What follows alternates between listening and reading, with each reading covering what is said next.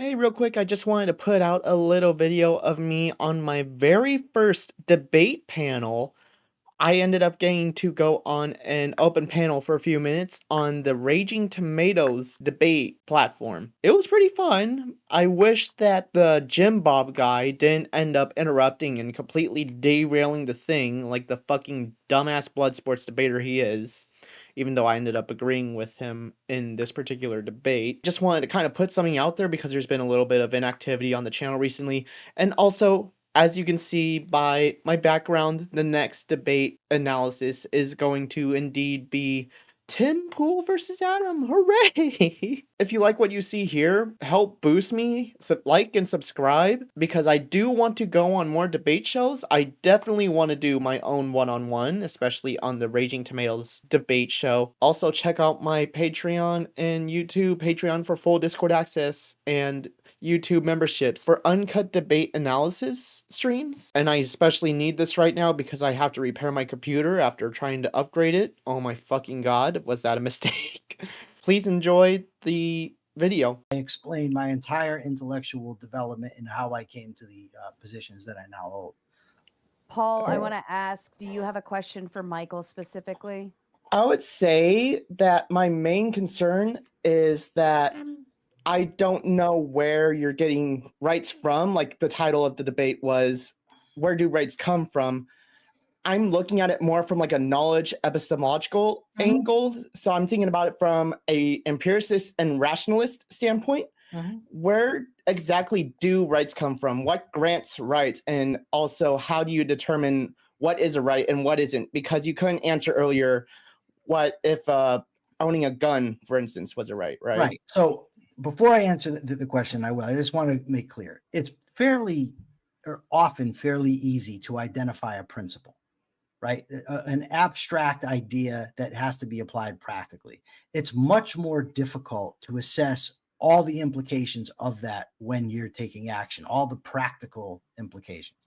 So I don't know all the practical implications of the rights theory, right? I don't know all of them. I couldn't know all of them.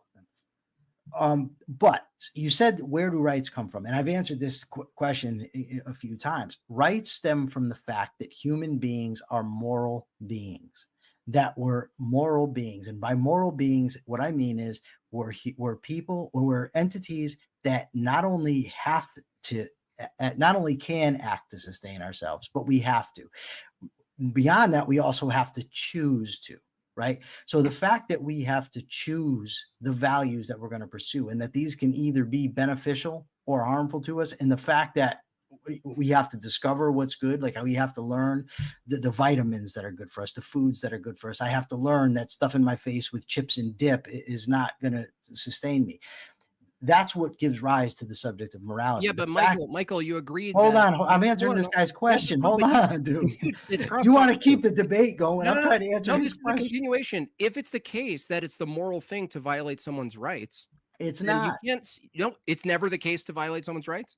It's never the case that it's moral. Was it moral to take away your rights when you committed a crime? You just made a distinction. You made a distinction between violating and taking away. Is it moral to stop someone from self-deleting in the moment?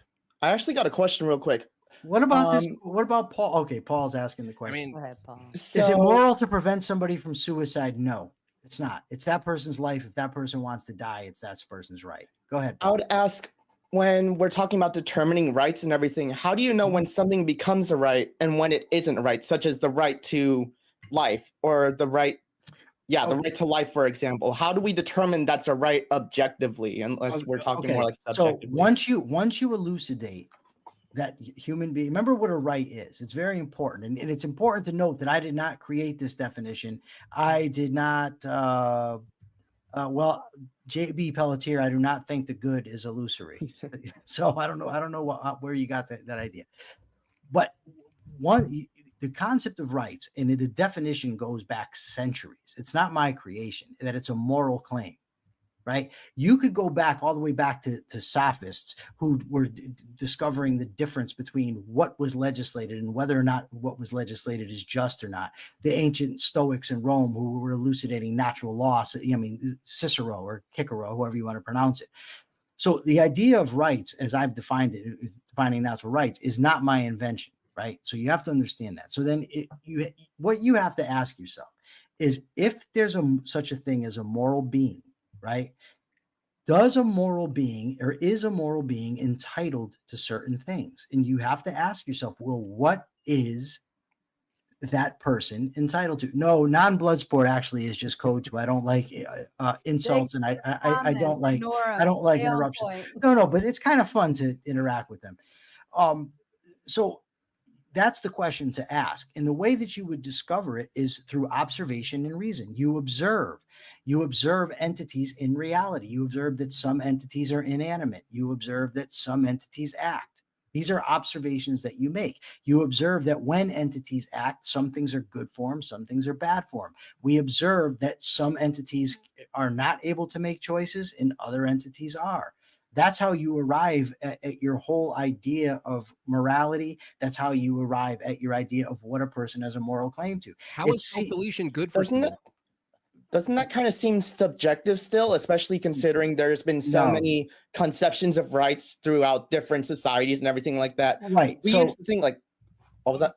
no. Well, you're going to invoke disagreement, and yes, people disagree, but people disagree about all kinds of things. It doesn't mean the fact is that people disagree when things are true, and one person's right and the other person's wrong. So the fact that people disagree about it, Einstein disagreed vehemently with quantum mechanics, right? So in the quantum mechanics professors, notably Niels Bohr, disagreed with Einstein. So does that mean that neither one of them's right? There's no truth to the matter because they happen to disagree? Of course not. Well, I would say it would depend on how you can measure it, though, because we can't measure rights empirically speaking. It is just like some sort of abstract concept that we Can you determine measure on a friendship? societal. Paul, can you measure friendship? No. Do you think friendship exists? Exists in a physical sense or more in No, a abstract social construct sense? It's a relational concept. It's a Right. it's an agreement though, which is subjective from your own standards. So the whole point is, if you bring in friendship, you're actually not doing a service to your own argument, because you Sure could I just am, say, because the fact no, is these hold people on, are let me talk. friends. Dude, let me finish. So I'm going to cut off the video right here just because of the fact that it ended up completely derailing off the rails. But if you want to see the full thing, I'm absolutely going to have the full stream and the full debate linked below. I end up agreeing with Jim Bob because I believe that rights are state-granted privileges and nothing more, nothing less. But I appreciate that Michael tried to actually answer my questions nonetheless and actually be good faith about it. Even though I disagree with his answers and I think there's flaws in what he's saying, I like him more than Jim Bob. And outside that, I really don't have much else to say. Definitely check out the full debate. It is pretty interesting, especially if you love blood sport stuff. And yeah. See you on the next video.